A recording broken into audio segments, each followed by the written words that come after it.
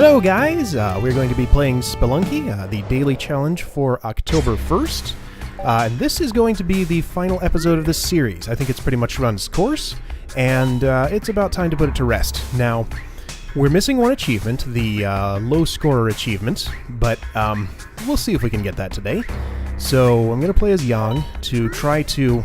Well, hang on. Okay, I'm kind of pretending that I'm doing commentary while I'm playing. This is actually post-commentary right here, because I had my I don't know why I was like acting there, but I had the wrong audio device selected, so I just recorded a whole bunch of silence. Fortunately, very little of consequence happened during this run. I die in very, very short order, which is kind of funny. Do even worse than yesterday. But that's okay, because the main point of this episode is to get the low scorer achievement. And I do actually do that, so I'm going to skip... Well, okay, you'll see me die. I think it's in those spikes right there. What do? I try to jump, and then, yeah, I missed my jump. I don't know what I was doing right there. I'm just dancing around the air. But anyway, so I'm going to... Right now, I switch over to doing no treasure achievements. Oh yeah, I just want to look at my scores here. So, really appalling scores for the last two daily challenges, but previously had a great one. So we got through hell there, and I'm still proud of that. So yeah, we're gonna do some no treasure runs. I spent literally hours and hours last night just trying to get a good run. And, you know, I was recording but not commentating, so it was kind of crazy. But it took about a dozen tries today to actually get it. So I'm going to cut out those first, 11 or so runs and just go to the winning one. I like to play as a Cyclops. I feel like I do worse when I play as Young. Maybe that's silly, but Cyclops is my guy. So yeah, I learned a lot of stuff during these no treasure runs. By far the best way for me to do it, at least. I had definitely the greatest chance of survival if I didn't rob any shops. So, you won't see me stealing anything during this run.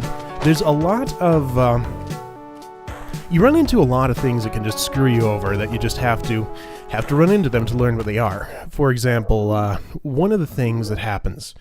So if I rob a shop, aside from the risk of picking up the shopkeeper's money when I kill them, and, just having much more dangerous things waiting for you at the end of each level, one of the things that happened was that there was a hired hand shop where the guy inside actually managed to get out, and he picked up money. So you cannot have hired hands running around ever, anywhere, or else they'll screw you over.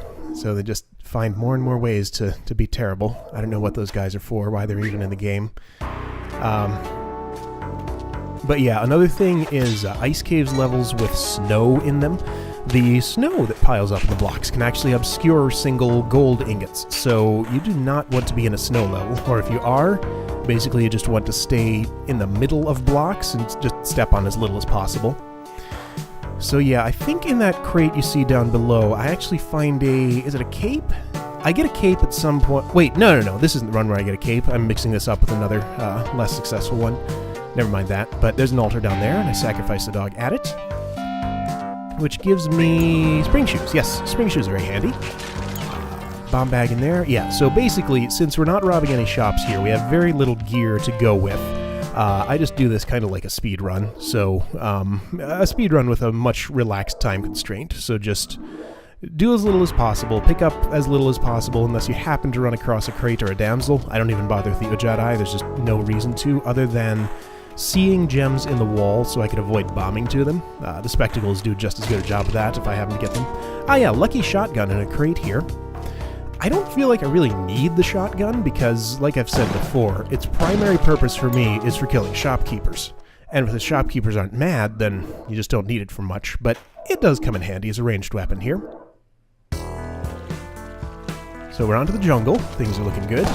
The jungle, I actually find, during no treasure runs, the jungle and ice caves are the most relaxing places. The mines and the temple are the stressful ones.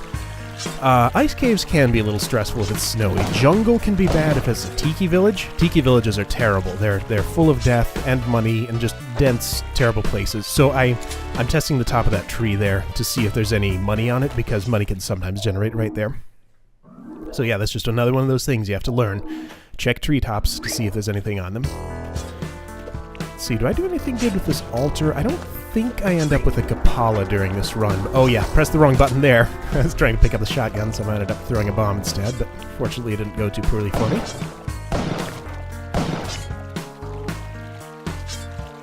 Spring shoes definitely come in handy for getting over those spike pits. You can just jump so much further.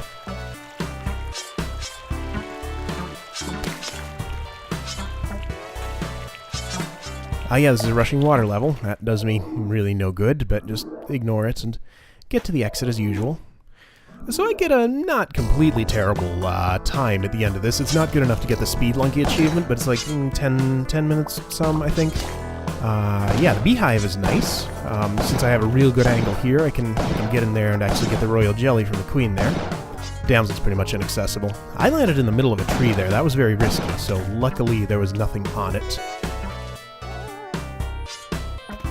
So we're up to 9 health, and as you'll find out later, we don't actually need that much. I don't actually remember taking any damage here. I might do the entire run without taking any damage. Let's watch and see if that's actually true. I feel like I must take damage from something, but I don't actually remember. So yeah, avoiding the middle of the tree. I can either whip it to test it, or just jump right over it if that's convenient. And we are in the ice caves. Ice caves are definitely a lot easier to navigate if you have a cape and a compass. I had those two things during one of these runs. I think I screwed it up during Olmec. But yeah, just counting the layers. We're in layer 2 now. There's layer... Oh wait, no. I guess it was layer 3. Well, I'm already screwing that up. But yeah, just count layer 1, 2, 3, 4, and then you'll know when you're at the bottom and need to go horizontally if you don't already see the exit. But yeah, as long as there's no snow on the ground, ice caves are definitely the least stressful place here. Now this is kind of a bad situation, but I pull something pretty good off right here. So we do a shotgun spring shoes jump to get onto there, and we're able to get over with that. So that worked out quite well.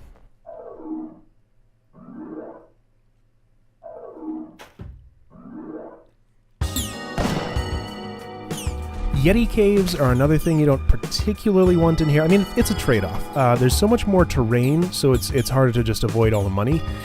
But if you do manage to kill the Yeti King, he never drops gems, but he does drop... notice I just dropped that shotgun on a gold bar. I didn't actually see that while I was playing, but you'll see later that I do notice.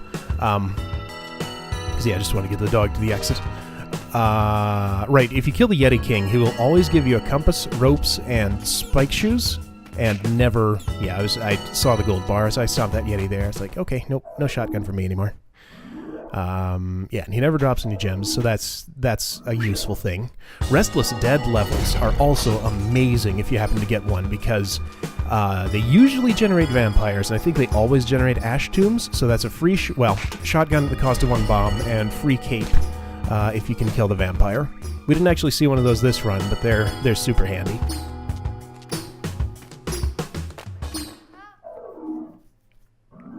And we're on to the temple.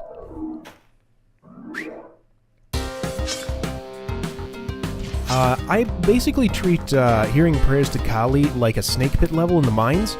So I know that the exit is basically right below me, just because it generates a large vertical shaft. Something about that seems to force the exit to the level to always generate in the horizontal position where the entrance generates. I'm just considering what to do here. I decided instead of going around, navigating through the tiki traps and Crocman, I'll just bomb in, drop straight down. Worked great.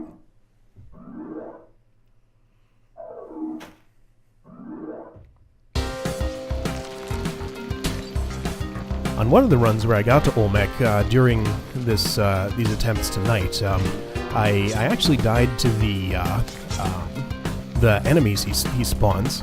So yeah, I had 3 different Olmec deaths during these attempts to get this achievement. I had one from getting crushed by Olmec himself, one because I picked up some money. I guess that's a failure, but not a death, and one just from the things he summoned. I wasn't watching my health and just had it slowly go down to 0. Oh, okay, I do take a hit somewhere in here, because I'm pretty sure I finished with 10 health, and I have 11 right now. Let's see what does it. If there's gold next to a damsel, you can whip them to get them out of the place. That does cause them to take a heart of damage, though, which means you can't really use them as an arrow shield and still carry them to the exit, like I try to do here. Oops. Oh well. She did her job.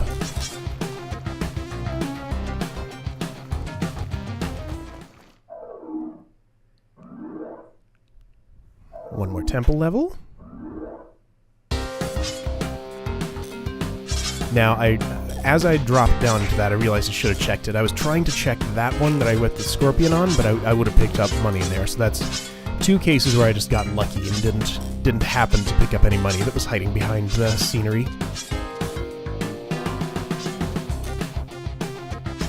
Oh, there was another one I didn't actually check. Oh wow, I wasn't even paying attention to those 2. Yep, a lot of luck involved here.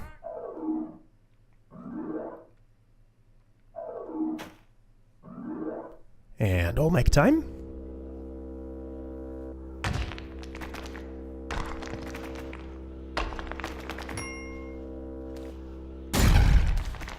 I briefly considered trying using ropes to get up top and check for bombs, but decided against it because there's just way too much money up there, and I run the risk of getting some. And you know, it just takes it's kind of a pain to get up and down when you don't have a jetpack. So I just sort of go a slow, methodical route here. Carefully take down the floor. And you know, I take out a lot of the floor here just because I want to be sure I leave myself a stairway to get back up, and be extra sure that I crush all the money on the way down. Because if you don't, right, if Olmec just breaks the side of a block, money can still pop out of it, and you can collect it if you're not careful. So anytime I see any money on the ground, I'm sure to run Olmec over it to get rid of it.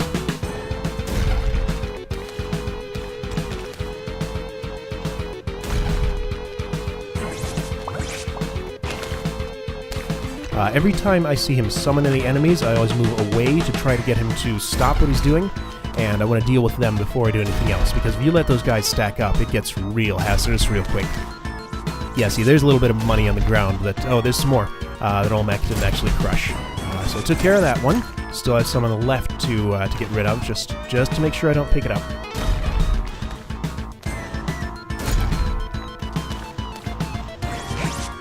Getting a feel for how far Olmec stomps is very crucial for to this fight, so you can position him properly and know that he's not going to crush you as he goes by.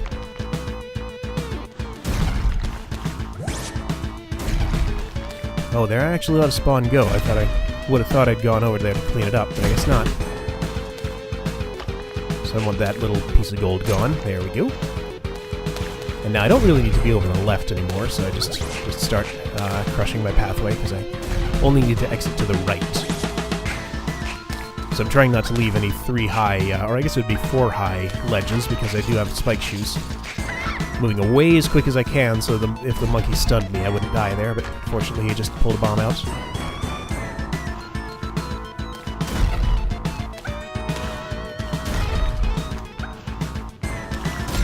That takes care of the monkey problem. Now I'm just creating myself a little stairway to get to the exit, because I'm getting close to the bottom. You can see it there.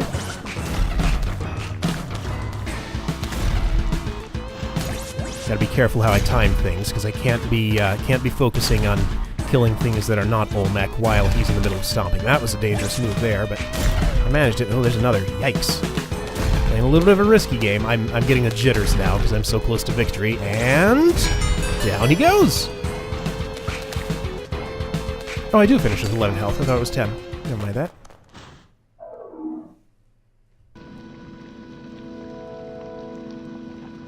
There's the achievement. So yeah, in every measurable way, I have conquered this game now. Beaten King Yama, both normally and during the daily challenge. I got every achievement. And yeah, I'm very happy with how that's going.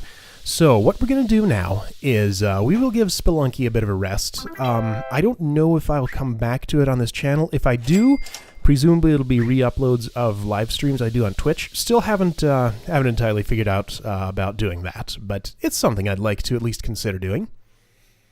So yeah, that is going to do it for my Spelunky series. The Terraria 1.2 update comes out... Oh, sorry. The Terraria 1.2 update comes out in about an hour and a half from now. So I'd like to get this rendered and uploaded so I can start recording the first episode of that LP. So I will see you guys later for that.